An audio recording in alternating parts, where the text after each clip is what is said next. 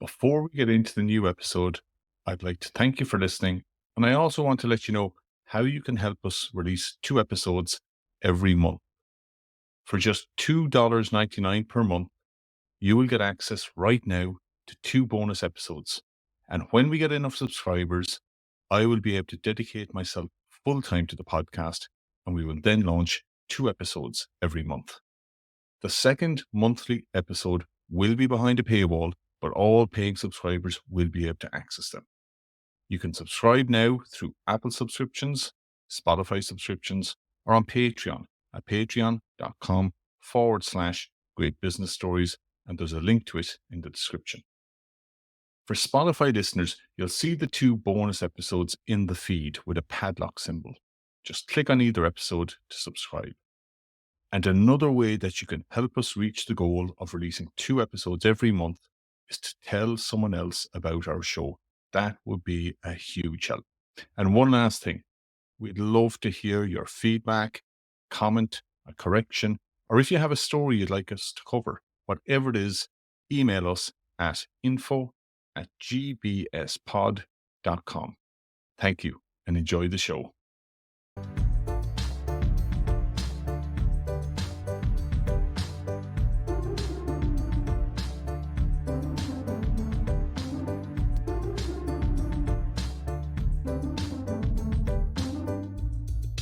Welcome to Great Business Stories. Today's episode is called Sumner Redstone's Battles and Billion-Dollar Deals. Redstone, who died in 1920, really is one of the most interesting and successful media moguls of the 20th century. He bought MTV before it took off, he bought CBS, he bought Paramount Studios. And in this episode, we examine how he built his business from a handful of cinemas to a media empire. We dig into the huge deals he got involved in. We ask if he was a true visionary or a hugely ambitious opportunist.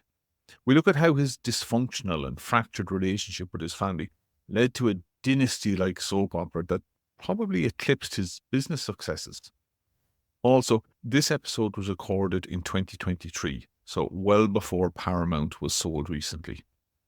And just so you know, at the start of this podcast, we mention our main sources. There's a link at the bottom of this podcast that brings you to our blog, where the main sources are highlighted at the top.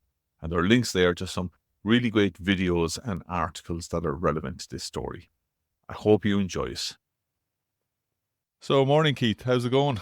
Very good, thanks. Doing very well. And this morning, our topic for the podcast is Sumner Redstone. And you chose him. I did. It's kind of been a fascinating character. It's kind of stuck in my mind almost. His Trumpian hair and kind of an unusual looking character. And then, of course, his huge success and then his, I wouldn't quite say tawdry, but colourful personal life as well. So he was somebody that I would have been sort of aware of for quite a while. And then as his health declined in later years, he became the subject of quite a lot of media speculation. So he was quite prominent in a lot of business stories, I suppose, in his later life. Yeah, I wouldn't have said tawdry about him either until I actually read about him. And then I would say very, very tawdry. And I suppose to give some of the sources that I used, of course, I would have looked an awful lot online. But there was a few sources in particular. There was Keith Hagee, who actually wrote a book on Redstone that I didn't read, but she had some excellent articles on the Wall Street Journal. Brian Burrow, he's a very interesting author. He actually wrote the book, co-wrote the book Barbarian at the Gate, but he writes a lot for Vanity Fair, and he had 2 really good articles on Vanity Fair on Redstone. And then we both read the book Unscripted by James B. Stewart and Rachel Abrams. That's right. But that book kind of was a bit of a disappointment because I've read James Stewart's books before. He had Disney War, he had Den of Thieves, great books. I found the one he had on Sumner Redstone it read more just like National Enquirer or tabloid fodder. Salacious sort of. Yeah, it dealt with just the last 20 years of his life, which is fine. But the last 20 years of his life, as I said, it came across as just grubby and dealt with all his younger women and didn't paint him in a good picture because in fairness, it's hard Mm. to paint That's what I Redstone. was going to say. Even I'd agree with you completely. In reading the book, the shame of the book for me was he had achieved so much and was so hugely successful. And yet the book just focused on that tawdry sort of shock value, sort Yeah, of tabloid stuff, and didn't really, I mean, it did touch a little bit on his earlier life and how he built his businesses, but it seemed like a wasted opportunity for me in a book, you know? yeah. I definitely The thought so. I was a bit backstory disappointed by very, it. very thin. Very thin. And Um, especially when you take in the books that James Stewart had written that I really, really enjoyed, that really got into the yeah, nitty gritty, like the Disney War, got into Michael Eisner and his time in Disney, and it was really good. Den of Thieves dealt with Michael Milken, and he really got into the detail of the business and all that went with it. Whereas, yeah, unscripted. But anyway, look, this isn't a criticism about unscripted. One thing that before we dig into his actual life and we'll get into his business, it was sort of parallels that I drew so that people will know, because some people, especially maybe over in Europe, might know who mm, Sumner Redstone was. In many ways, he would have, the way I would see him, is the sort of Rupert Murdoch of America, in that mm, he took a small family media business, grew it into a huge media empire. His womanizing got far more pronounced as he got older, very much yeah, like Murdoch. He held on to power for way too long, like Murdoch. And like Murdoch, he had this unusual voting power, which gave him immense control over his business. And this led to intrigue and issues when it yes. came to Succession. Succession. Yeah, Yes. yeah. And even your man, Jesse Armstrong, who created Succession, now, in fairness, he has said in many interviews that he used loads of families as his Mm, inspiration. But in one interview, he did name check both Redstone and Murdoch, saying that it was their appetite for huge deals combined with they both publicly joked that they intended to live forever, yeah. and they both publicly wouldn't come out and say who their successor was. That partly inspired him to create the characters Yeah, and I in think Succession. they actually the book we read echoes that on the cover actually. Yeah, It's the very picture. reminiscent, and I wouldn't say that that's necessarily a mistake or a happenstance either. No, no, no. So okay, let's get into let's talk about Mr. Redstone.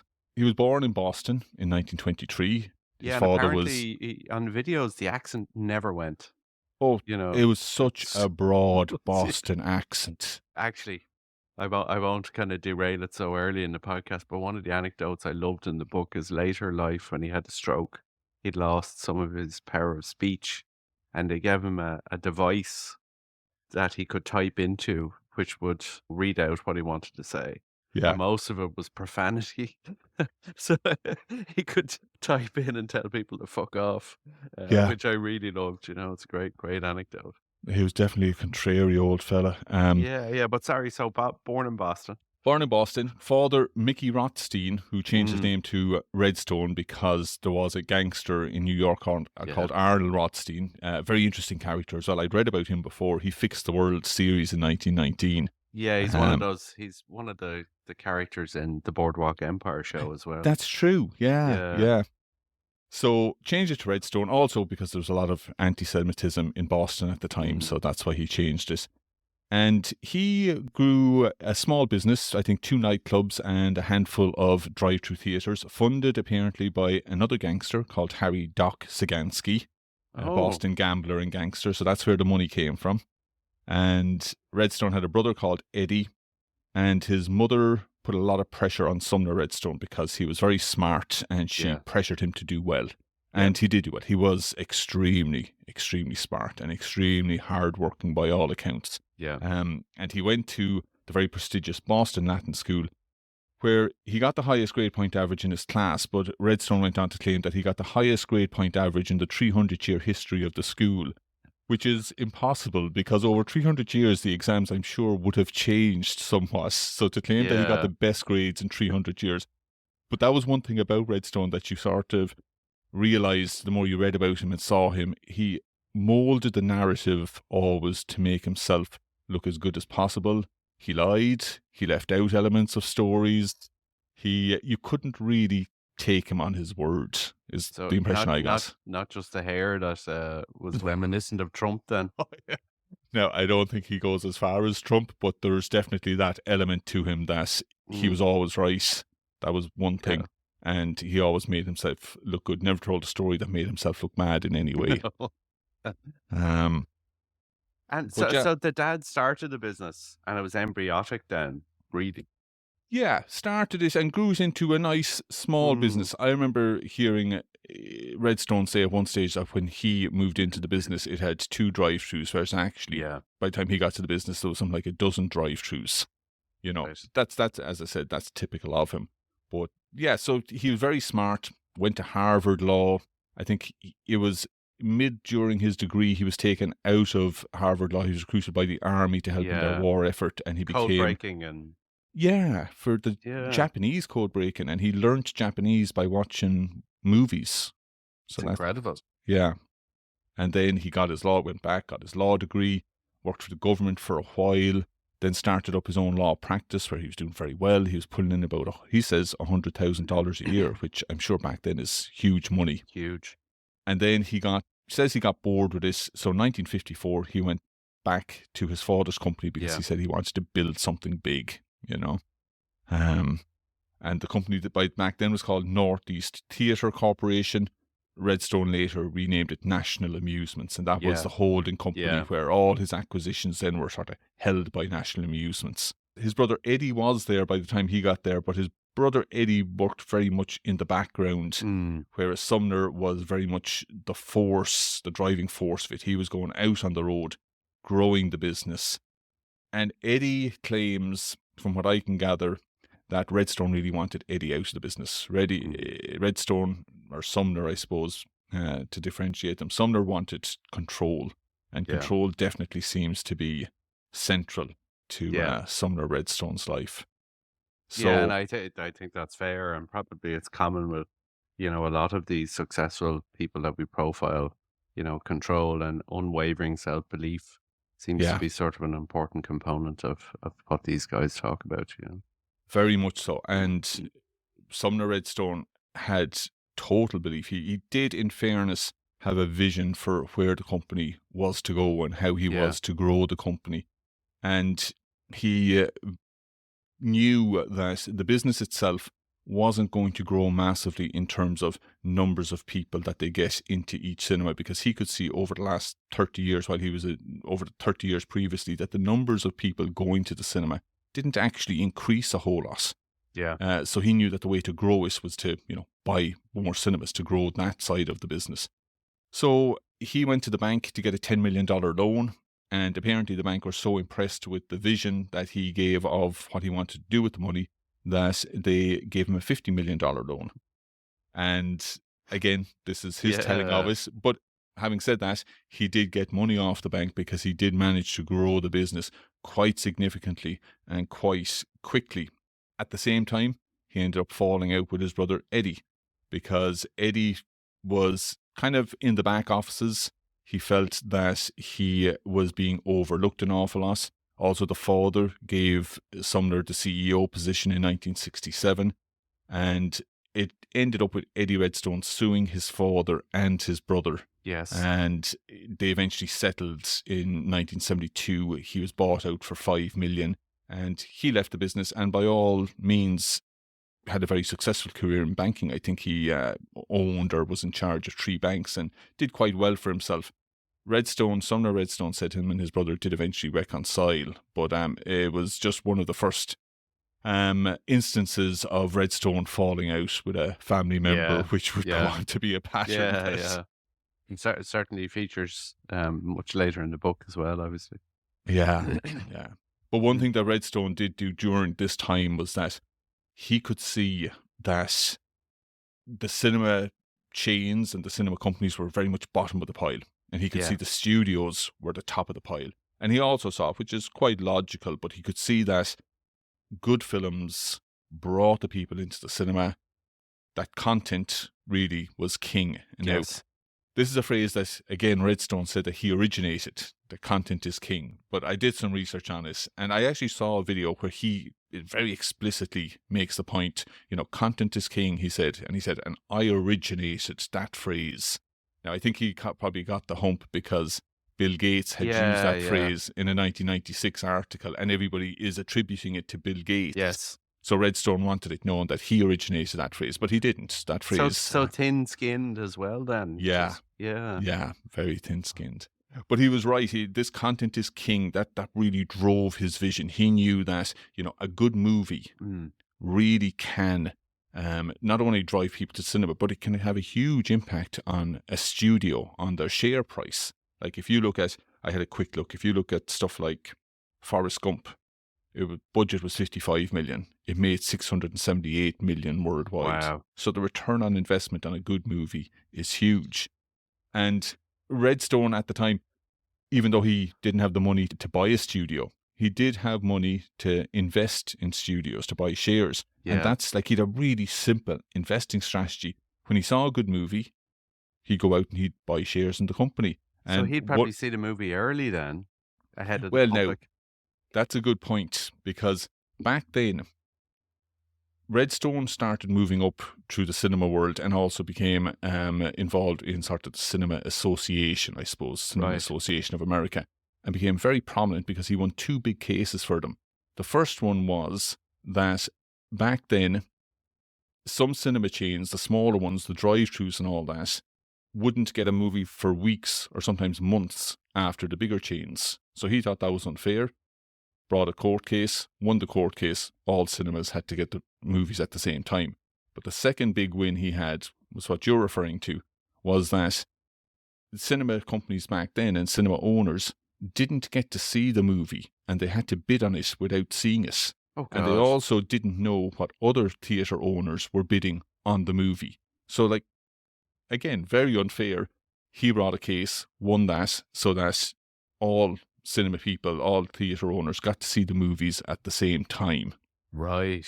So I guess they did see them a bit early. So, And then he'd make a judgment call on whether it was going to be a success and then buy shares. and the by share, and the Wow. one example where in 1977 he said he saw Star Wars. As soon as he saw it, he said he walked across the road to a payphone, bought 25,000 shares in 20th Century Fox, and he built up actually a 5% stake in 20th Century Fox.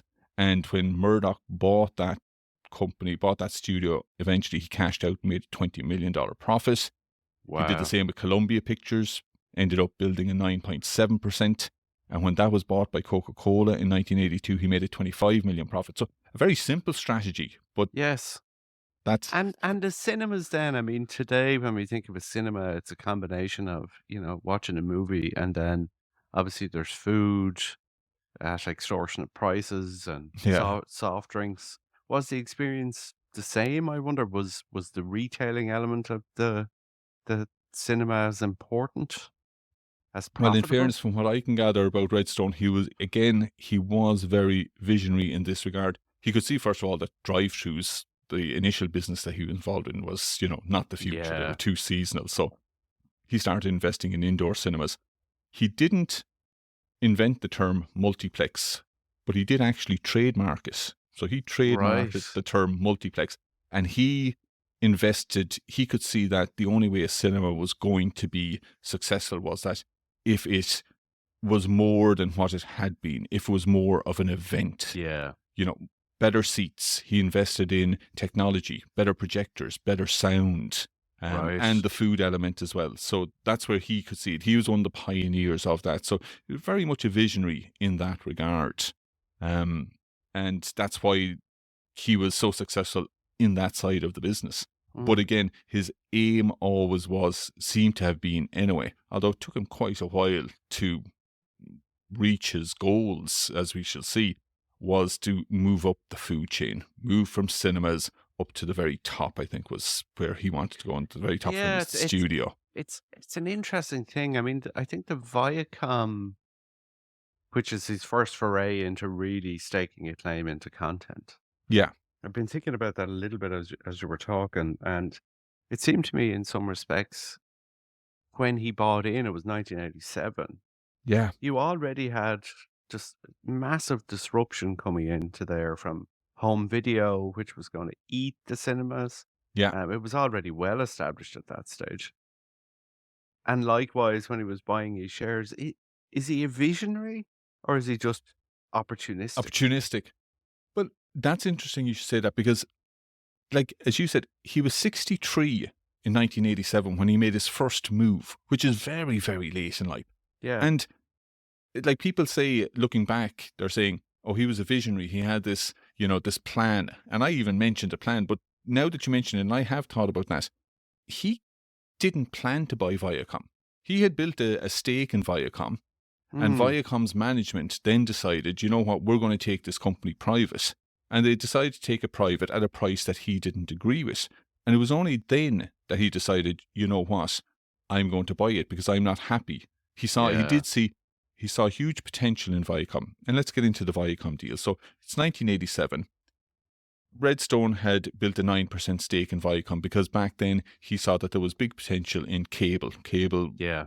A lot of people didn't see the opportunities in cable. Some people did. And Redstone built a 9% stake. In the same way that he was building stakes in studio, they were investments to cash Yeah. out. So I don't think he had the vision. I think you're right. I don't think he thought, you know what, I'm going to go out and get Viacom. The management decided they want to take it private. Now, the reason they wanted to take it private, and I know this is going off on a tangent, but this is an area that I love, is because the year previously, in 1986, Carl Icahn had built a 17% stake in Viacom. Now, for those of you who don't know, Carl Icahn was and still is one of the most feared and famous corporate raiders on Wall Street. Yeah. And back then, he was also disparagingly known as what was called a green mailer. Now, a green mailer is where Icahn would buy a stake in a company purely just to scare the bejesus out of them because they Yeah. knew that he had a reputation for, he had done it, buying companies, sacking the management, asset stripping it, and selling Yeah. it off piecemeal to make a profit. So that was his reputation, but he also had a reputation of buying a stake in a company and then the company would just pay him a premium just to say, look, Carl, here's your premium, we'll buy your shares, just get out of here. Right? Yeah, and then I guess as well, I suppose he comes into a company, it makes its way out into the public domain. Other people decide, I'm going in, Yeah, and the share price goes up, and he yeah. wins either way, He right? wins either way. But in the case of Viacom, they did cave. They bought his shares back off him at a premium, Icahn's shares, and he cashed out 21 million for basically doing nothing, for just, buying a lot of shares. But this was his tactic anyway. So that scared Viacom. So after that, they decided, you know what, we're a growing company, but we are vulnerable to a hostile takeover. So let's take it private. So they decided to take it private. And they they were going to buy it for, I think it was 2.7 billion or something like that. And Redstone had a 9% share in it by this stage. And he thought that was way undervaluing the business because at the time, Viacom, which was spun off from CBS, it had started to build a network. It was a cable company, but it had got some TV stations, and two in particular, Nickelodeon and MTV. Yeah, And huge. Redstone really, in fairness to Redstone, he did see the potential in those two channels. He actually went and visited MTV's headquarters on the sly without Viacom knowing and met with management there and got a real feel for where the management thought this business could go because it was a young station. It was still only in America. But after talking to the management, Redstone could see that this was a real generational channel. In the same way that rock and roll wasn't just a passing fad, it was music that appealed to the youth all around the world. Redstone could see that MTV could be a station that could go worldwide. The thoughts of him showing up in MTV studios. I know, the 63 the oldest swinger in town. I know. With his remarkable sort of hair and then his Boston accent. Yeah, and his disability. He must have been like the oldest swinger in town. Yes, and you mentioned his disability because that was one thing for our listeners.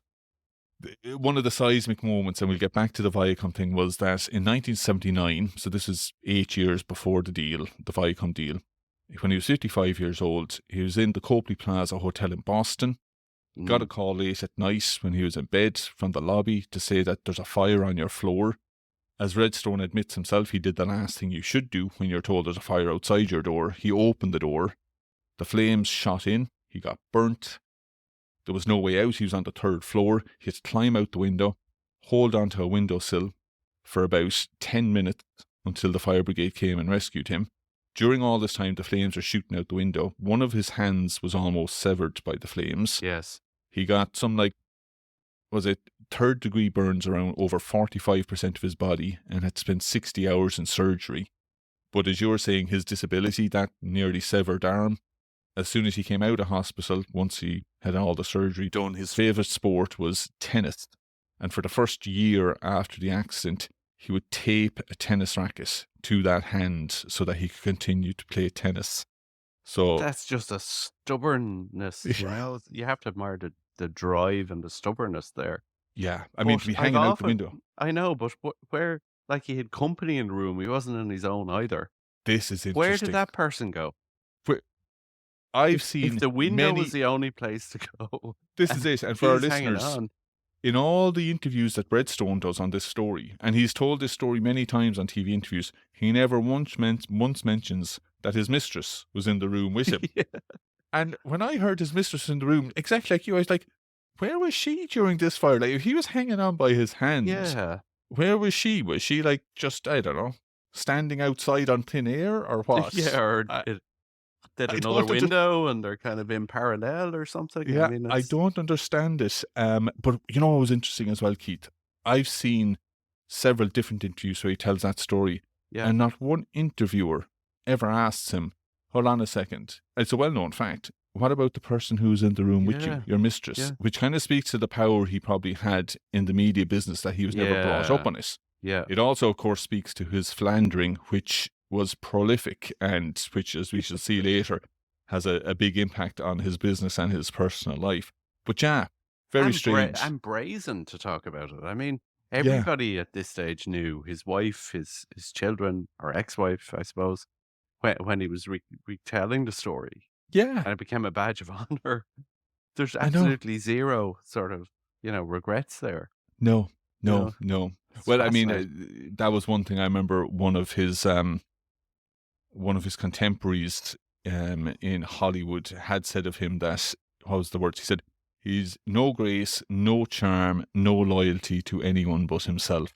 And that definitely does sum him up. But yeah, so that was his disability that you referred to. So yeah.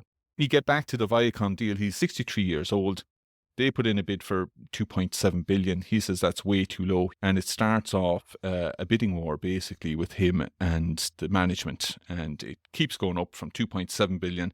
And he ends up putting in a bid for $3.4 billion. But at the same time, he also had to let the board know that if they didn't accept his offer, he'd see them in court, because he felt that the board was definitely, and he was quite right, favouring the management bid. And because of his success in court previously, like, he was known by now to be a pretty hard-nosed litigator, and he knew his stuff, when it came to the law. They eventually accepted his bid of $3.4 billion, and he got his first big deal. But yeah, he was 63 years old by the time. Now, it wasn't as if he'd been sitting on his hands all this time. By Yeah. the time he was 63 years old, he had the largest cinema chain in America. He was worth about $300 million. He wasn't coming from nowhere, but it still was quite a big move at quite a late stage. And in have his you life. any sense of where the money came from to acquire it? Are you talking about bank? Was there? Well, yeah, an awful lot of it was borrowed, but it must be said, he wasn't like, we mentioned Carl Icahn and the corporate Yeah. raiders. The management didn't view Redstone as a Right. raider like that, because he made it quite clear that he saw real value in Viacom and that he was interested in their programming and he was interested in building it. He wasn't a corporate raider like Right. the Carl Icahns or the T. Boone Pickett's and the Sir James Goldsmiths back then, who are fantastic characters that we will definitely cover. Definitely. It's just read about Pickens. Actually, he was referenced in Barbarians at the Gates. He's referenced in a lot of books, Yeah. and I still haven't actually. I've never picked up a book on T. Boone Pickett, and the name No. alone would make me want to find out, like, Yeah. who is this guy? He seems like some sort of legendary oil man or something. yeah, like that character off The Simpsons or something. Yeah. The old guy. And what did he do then? So he lands this trophy. Well, this is a good this now, amazing prize. Yeah. And the thing about Redstone is that, for all his faults, and he was an extremely tough taskmaster, very hard to work for, but at the same time, he never got involved in the creative process, in the programming process. He was only concerned with the share price. Yeah. He very much thought, I'm going to put the best people I can in charge. I'm going to pay them very well. And he did. Like, he didn't scrimp at all. These people that he hired got paid an awful lot. And when he sacked them, they got paid even more.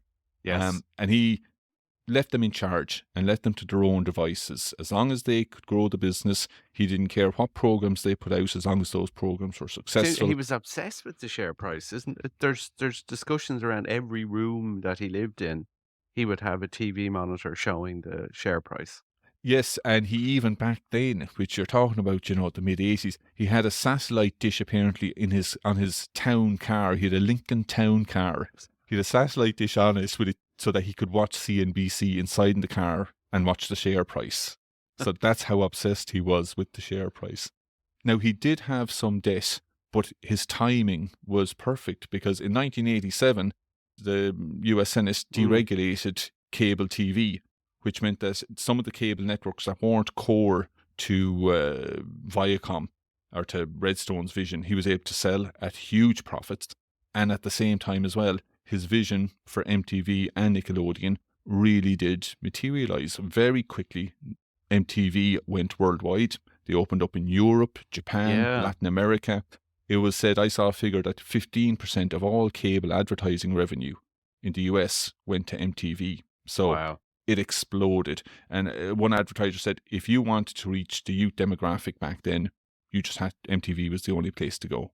Yeah, and it should be said, unlike today, for our younger listeners, back then MTV actually did play music. They It did. wasn't reality TV, it was music.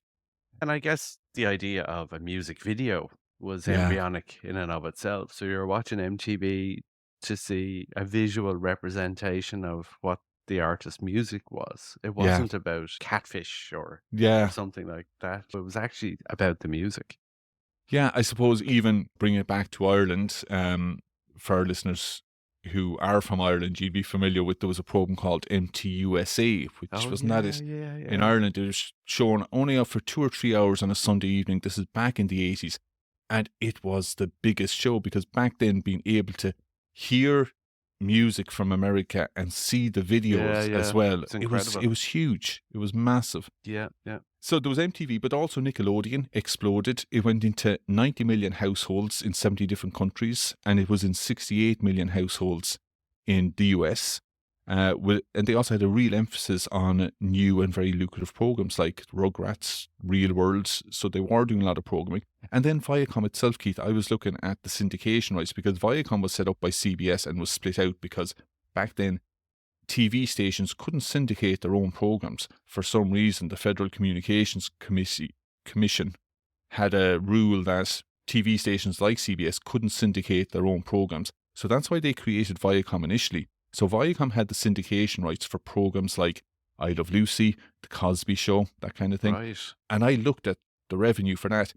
The last revenue I could see for I Love Lucy was 2012. That was 50 years. Yeah, 50 years after it was taken off the air. In 2012, I Love Lucy was still making 20 million a year, right? Wow.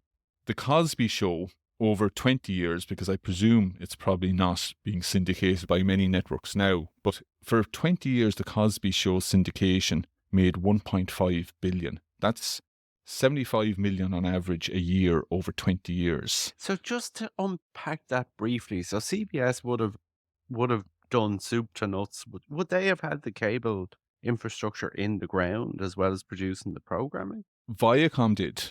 Viacom Viacom. was a huge cable operator, Okay. but they syndicated out to other countries and stations, and the money that Viacom was making from these syndication was huge, especially when you have hits like The Cosby Yeah. Show. And actually, Bill Cosby, from those syndication fees alone, he got 20%. Wow. So he made 300 million from the syndication alone. Yeah, My God. I know, huge money. But so Redstone did very, very well out of the Viacom deal. And he had good management. Everything was going well. And that's when he decided. Now, again, people say he built up a huge empire.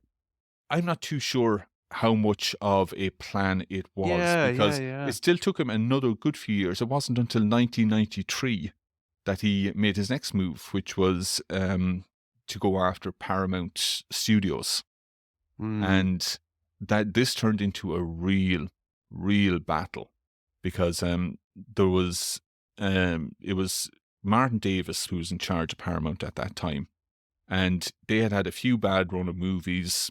They were vulnerable to Mm. take over, and Martin Davis was afraid that one of his former employees, a guy called Barry Diller, Oh, was wow, yeah, that's yeah. very Now, when you fascinating. talk about big beasts in the in business, these are the big beasts back then. You have the likes of Barry Diller, Uh, Eisner, Katzenberg, and Katzenberg, yeah. Michael Eisner, former CEO of Disney, and Katzenberg, who was his Eisner's number Yeah. two, and went on to form Spielberg, Katzenberg, and Geffen SKG, the big DreamWorks, yeah. DreamWorks. Yeah, the three of them all did at one stage work for Martin Davis in Paramount, but he was meant to be such a horrible, tough, nasty piece of work that they all left. And David Geffen has a famous quote that I read where he just lays into Davis for saying or for doing what he did. In other words, for having these three amazing talents Yeah. underneath him that brought so much value to the media business once they left.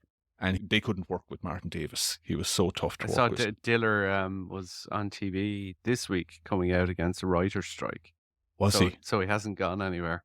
No, and actually, Diller, out of all these big beasts that we talk about, the likes of Redstone and all that, Diller seems to be the one who did sort of, over time, evolve. He still is very much involved in the internet world. He Yeah, has yeah, Expedia. He was a yeah. big investor in Vimeo. He had Match.com. He was one of the first investors in Tinder. So he's Yeah. very much still there. And as you said, still a presence in the media and business world. So anyway, Barry Diller used to be head of Paramount Studios, which is owned by Paramount Communications, for 10 years. And then he left. He got the role of CEO of 20th Century Fox. As the head guy in 20th Century Fox, he actually launched Fox TV with programs like Married with Children, The Simpsons. So hugely successful. Yeah. Then left 20th Century Fox. He bought the QVC shopping channel. With one of his backers was another guy who is still around, John Malone, Oh, who owns wow. Liberty Yeah, yeah. Media. Yeah. So you had John Malone, you had Barry Diller being backed by John Malone, and he was going to take over Paramount Studios. Martin Davis did not want Diller near him because he hated Diller. Diller didn't like him. So Redstone had approached Martin Davis and said, I'll buy you. They had agreed a deal, but Diller came in and said, no, I'm going to go out into the public. And what he did was what was called a tender offer. Tender offers where you put an ad in newspapers, online and all that, and reach Buy out to private shareholders. shares, yeah. Exactly. So you don't have to appease the board or anything like that. As long as you get, 50.1% of the shares, you win. So Diller came in with his offer, and this started a huge bidding war with Redstone. Redstone was furious about this because he thought he had the studio in the bag, and now Diller, they were apparently friends, and Diller now was coming in and rocking the boat big time. And actually, Brian Burrow, the guy who wrote Barbarians at the Gate, he has a huge article about this whole bid, and there was so many twists and turns in it. John Malone, who was backing Diller, at the same time had his own bid for Paramount. Now, Diller knew about this. Diller knew that, so Malone was backing Diller's bid, and at the same time, he was trying to buy Paramount on his own. So Interesting, yeah, because he's a cable giant and probably wanted his own hand in content. Yeah. And it was Malone's strength that nearly undid Diller's bid, because Redstone used Malone's strength. Malone at this time was the biggest cable operator in America. Redstone went to Washington, went to Congress, made a big speech about how Malone was too strong, how, if he got Paramount and he was involved in this bid, it would be bad for competition. And it put so much pressure on Malone that Malone had to withdraw his backing, which left Diller without a backer, only temporarily. Diller did still find a backer though. And so Redstone and him were in a bidding war. There was time limits on this. So in other words, Diller will put out a bid and say to everybody, you have 20 days to accept this offer. Yeah. And then Redstone will put out a bid and say, you have 20 days to accept this offer. So it was really tight, very pressurized.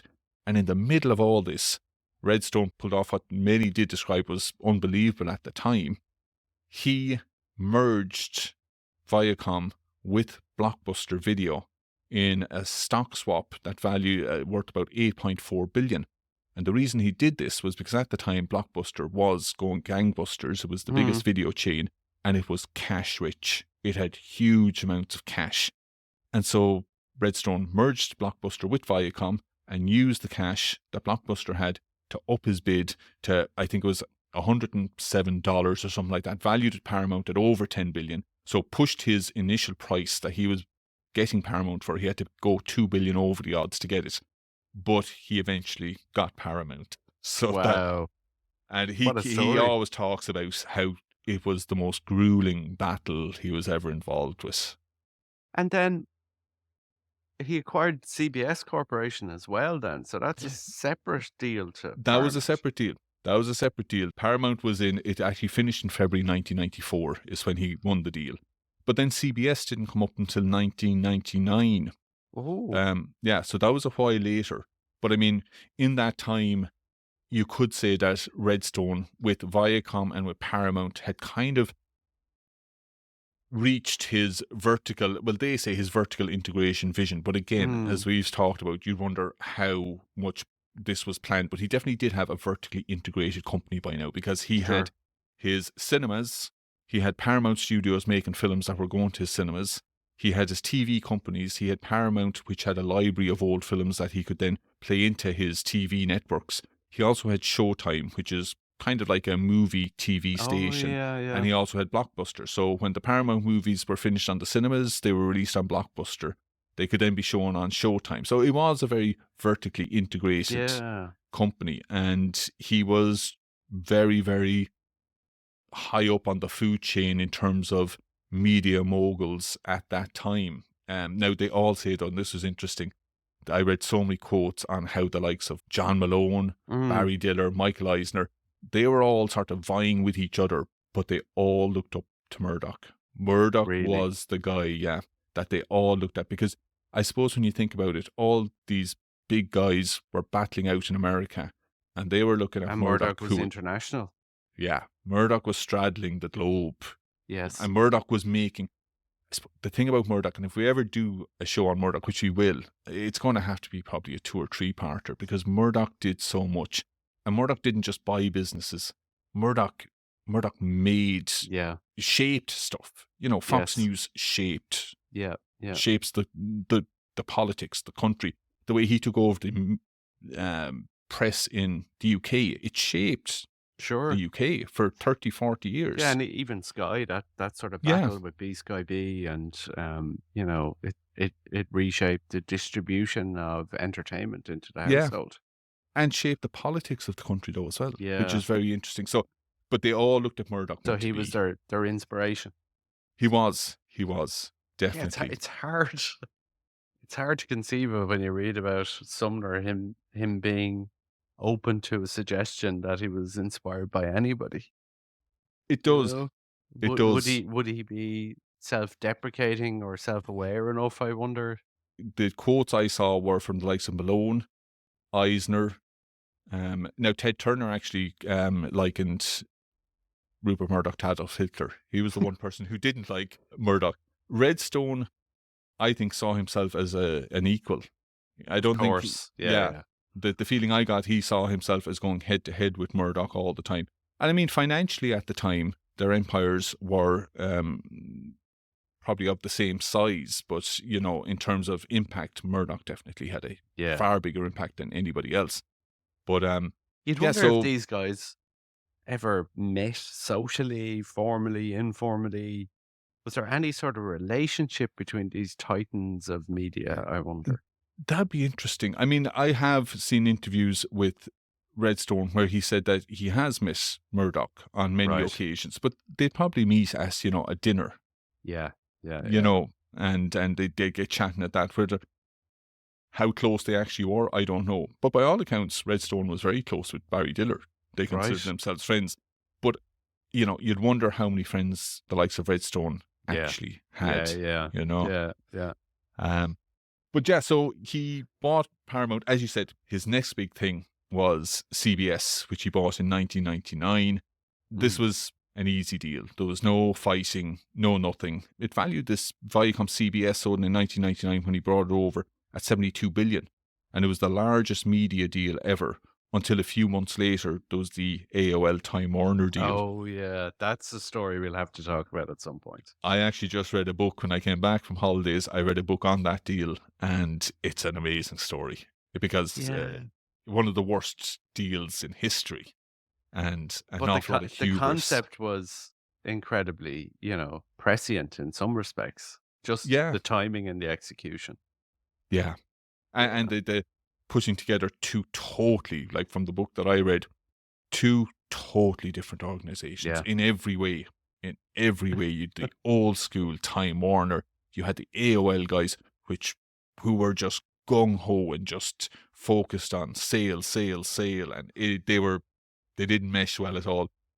So yeah, that is going to be a fantastic story. Mm. So Redstone takes over CBS. The CEO in charge there is a guy called Karmazin. He agrees to be second in command on the proviso that Redstone will probably step down in a few years' time because he's in his Oh, 80s yeah, of now. course. And Yeah, of course, yeah. 4 years into the deal, they're falling out. Redstone has no intention of standing down. So Karmazin, who is a very, very talented CEO, he leaves. And this then is where we get into the last 20 years. This is the part, really, in my opinion. This is where Redstone, if he had stepped down there and then, Yeah. taken a back seat, let these talented people run this huge organization, his legacy would be fine. The organization would probably, who knows, but I'm sure they would have been in a better position than they are now. But he refuses to step back. He refuses to relinquish control. Mm. And he has an 80% voting share or voting power over the CBS Viacom. So they can put as much pressure as they want, outside investors, on him to move aside, but he doesn't have to give in. He's got Yeah. total control. Yeah, yeah. And I think you're probably right. That idea of if he had have just stepped back, relinquished control, his private life then would have been private.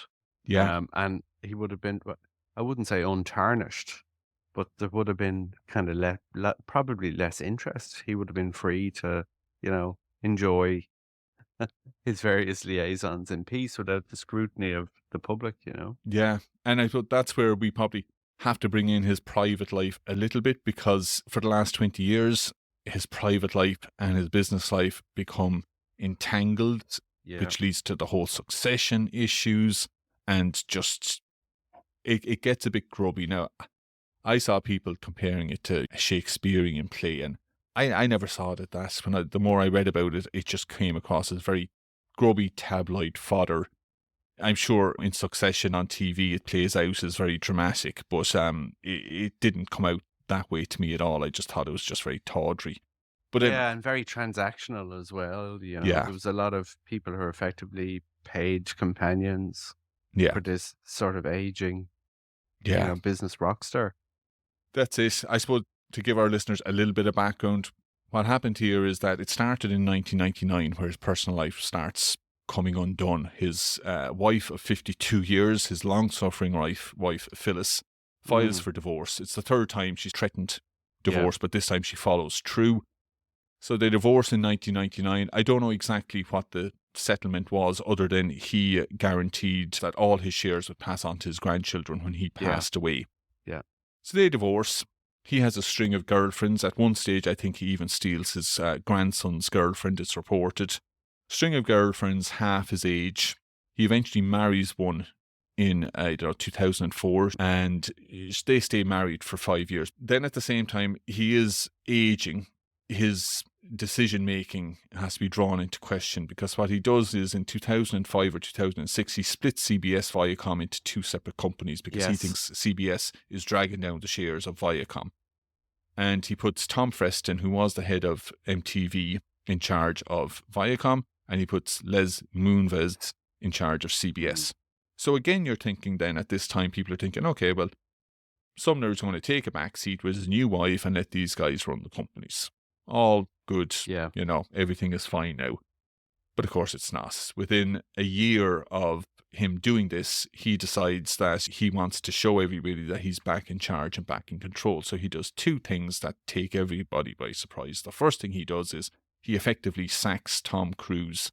Tom Cruise has a long-standing deal with Paramount, and it's up for renewal, and Redstone doesn't renew the deal. He says it's because of Tom Cruise's behaviour. For people who aren't aware, back then, this is the year where Tom Cruise jumped on the couch. Yes, tells everybody of his love for Katie Holmes by jumping up and down on the couch of Oprah Winfrey in the studio. I mean, if you're into cringe TV, that's TV gold. Yeah. But breaking a huge kind of Oh, mutually lucrative contract on yes. that basis just And doesn't make embarrassing Cruise massively. Like, Hollywood really thought, you don't do this to one of your most bankable stars. It is bad. Yes. Yeah. And the other thing he does that a month later, he fires Tom Freston from head of Viacom. Freston was only in the role for 8 months. Now, Viacom's share were sliding a bit, and he was obsessed with the share price. But even Redstone said when he split up Viacom CBS that it would take at least a year for the dust to settle.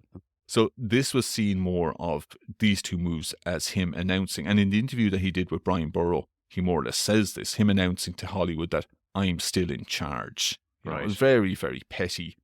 And it doesn't make him look like he's in charge at all. It really just underlines the fact that he's this aging Lothario who's trying to show everybody how powerful he is. Virility. Yeah. And the family situation then. Two children in the business.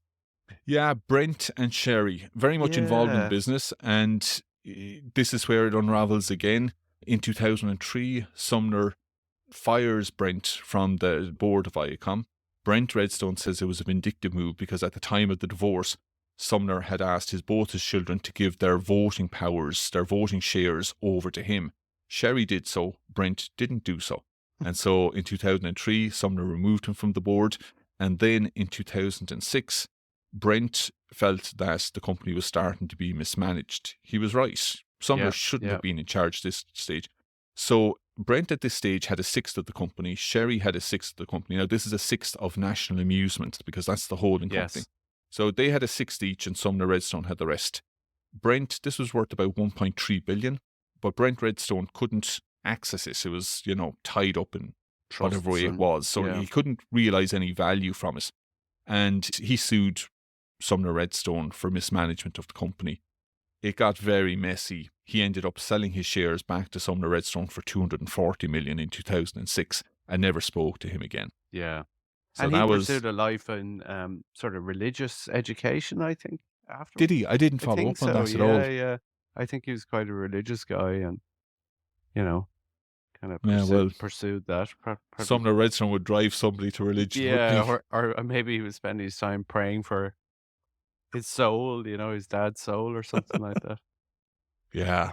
So it got messy, and it got even messier with his daughter because after he sacked Freston from Viacom, and by the way, Freston got paid off $80 million, so he got well paid for his troubles. So after he sacked Freston, he put in Philip Dumont in charge. Philip Dumont had been his second in command for a long time.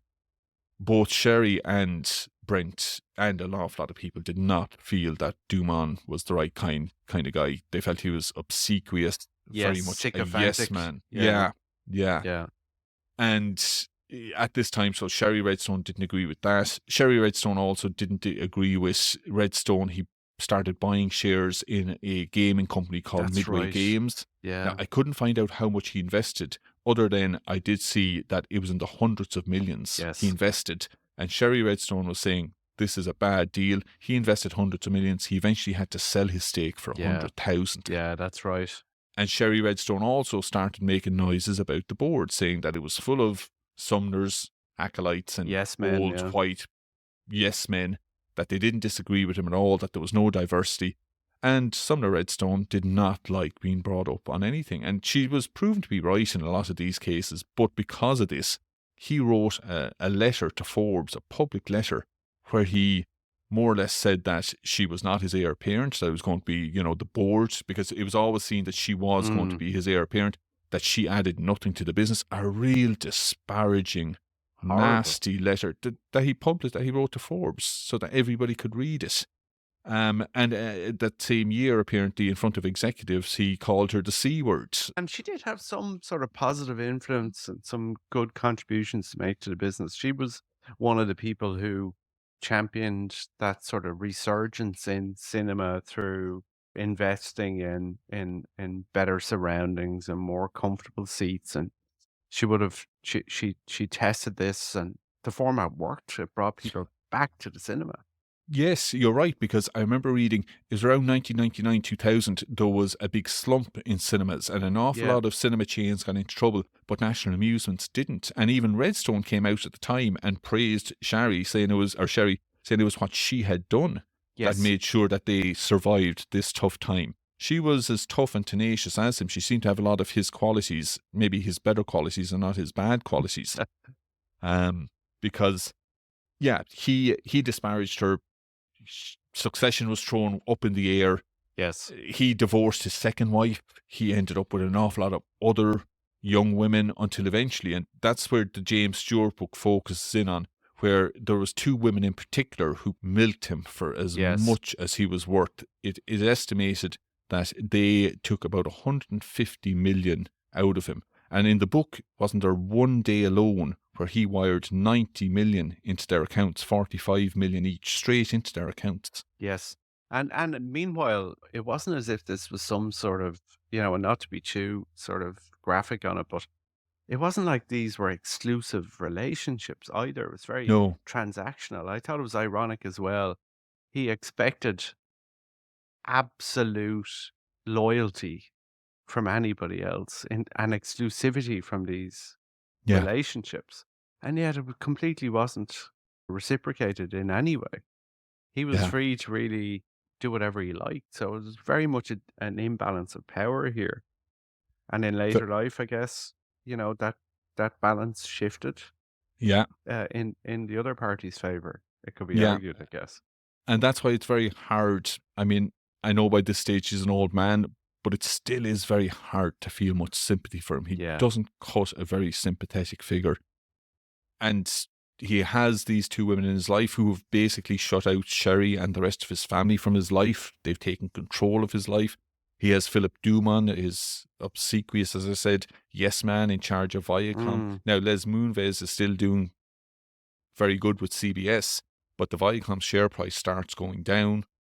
Sumner himself has very little involvement in what happens in the last 10 years of his life. It's more legal wranglings Yes. where Sherry eventually manages to get these two women out of his life so that she can take care of him, because by this stage, as you mentioned earlier, he can't even talk. He had a Yeah, stroke. He has to a use an number of them, I iPad to think. communicate. Yeah. His faculties are very, very much diminished, but he's still grasping onto control. But Sherry eventually gets rid of the two women in his life. Duman eventually manages to really get himself sacked, because in a desperate bid to keep the Viacom share price up, he decides that he's going to sell Paramount Studio, which is the jewel in Sumner Redstone's crown. There is no way that Redstone would ever agree to sell his studio. And he was apoplectic at this news, wasn't he? Oh, yeah. Yeah. And that was the end of Duman. Now, again, Duman gets fired and he gets something like $72 million payout, so he does okay out of it. But getting rid of the two women and getting rid of Duman, it takes like a few years of in and out of Yeah. court. It's a huge distraction from the business and from, I'm sure, Sherry Redstone's life as well, to be involved in all this. But she sticks with it in fairness, and she eventually manages to get rid of the women, to get rid of Duman, to take control of Viacom, and to take control of Redstone's personal life as well. And that's really 2016, I suppose, is where Redstone officially removes himself from the business. Yeah, resigns And as Sherry, chairman yeah, yeah. yeah.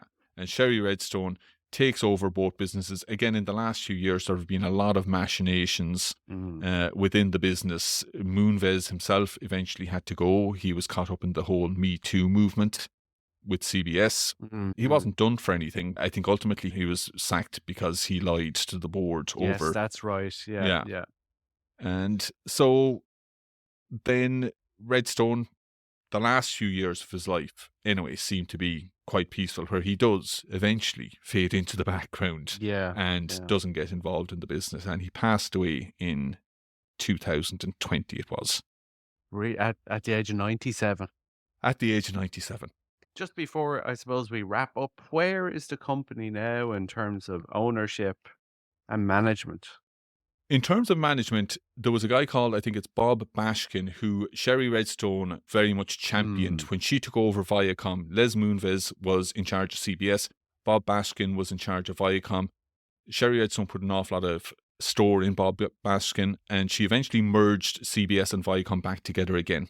And now it's called Paramount Global, Yes. the whole enterprise, and they have a streaming service called Paramount Plus. Very late to the game, and you'd have to lay an awful lot of that blame at the way Sumner Redstone managed the whole thing, because there was so many distractions going on that they definitely missed the boat Yeah, and but were very again, slow. it's almost like that theme of you don't see the innovation. They're Yeah. almost market followers. They didn't develop No, Blockbuster. no. It's a lot, it's opportunistic and having the resources to allow them to capitalize. That you would never call them innovative. I think there's certainly a theme there. No, no. What you would say about them was that like Redstone himself, he did stick to the mantra of content is king. And I think with Yeah. Paramount Global, Sherry Redstone is very much of that, in that they're investing an awful lot in the content. They have that program, is it Yellowstone, or what's Oh the big? yeah, yeah, yeah. Yeah. Yeah. And they invest an awful lot in programming. And okay, if you look at it, how is the company compares to back in its prime? When Redstone merged Viacom and CBS, it was a $72 billion company. Paramount Global now is a $10 billion Oh company. my God. And that's partly because of the way it was run. It's partly because the Amazons and the Netflix have Yes. they planted big flags in the streaming service, and it's taken other companies a lot of time to make up any ground. Now, having said that, Paramount Global, or Paramount Plus, has 60 million subscribers, which is more than I thought they'd have, considering they Yes. started quite late. Apple TV only has 48 million. So they're doing okay, but they're still a lot smaller than they were. And Sherry, she's chairman or Yeah, well, I mean, she has the controlling shares, which right? still is, I think there's something wrong with somebody having that much control in a public company in terms of voting Sure. rights. But Bob Baskin is in charge of Paramount Global, and they're definitely putting themselves in a better position. But compared to the big media and social media companies out there, that they are a minnow, Yeah. very much so. Yeah. And I guess you would have to wonder as well, did the personal life and the machinations distract them from the possibilities that existed? It's hard to say, because when you look at it as well, an awful lot of big media companies were caught off guard. But it goes without saying that Sumner Redstone in the last 20 years of life definitely didn't help the business, Yeah. and was definitely, whether they would have been able to launch streaming earlier or get into other businesses earlier, who knows? But his involvement, and I suppose that's where we kind of wrap it up, like, is in like, what is his legacy? What would you take away from this? And I thought about this. I mean, it's very hard to feel any Mm, sympathy or empathy for Redstone. Yeah, he built up a nice big media company. As you said, was he visionary? Hard to say. But the one thing I did get from this, and I suppose it's a difficult question for anybody who's successful in any walk of life, is, when do you step away? yes.